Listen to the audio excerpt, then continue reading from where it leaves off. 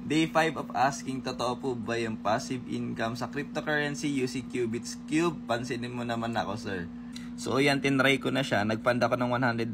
Tapos 2 days yan, $4 na yung kinita. Basically, 1 minute ko lang siyang ginawa per day. Parang not totally passive income kasi may ginawa ka pa rin. Pero not bad, diba? Kasi dito sa Pilipinas, ilang oras mo kikitain yung 100. So, ayan. Actually, pang cellphone siya. Nilagay ko lang dito sa MacBook. Kasi syempre, ginagamit ko tong phone pang video.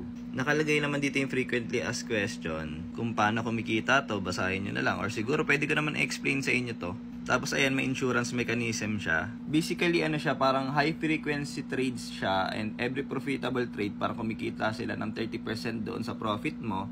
Tapos, pag nag-loss naman yung trade, parang may insurance siya in which ibabalik lahat ng capital na nawala sa'yo. So, kapag tinry mo siya, may mababawas na COI sa inyo bago magsimula yung trade. Actually, bago pa lang to, and ito pa lang yung mga legal documents na nakikita ko sa New York. So, for me, medyo risky pa rin siya. Kaya do your own research pa rin and invest the money that you can afford to lose. So, sa mga gusto rin sumabay sa akin, ito, gumawa na ako ng Telegram. Nakalagay ko ano yung steps na kailangan mong gawin.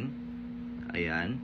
Send a message na lang sa messenger ko and then isasali ko kayo dun sa Telegram. So let's see kung goods ba to, and kung may update na lumabas, try ko siyang explain sa inyo or baka gumawa pa ako ng more content about this.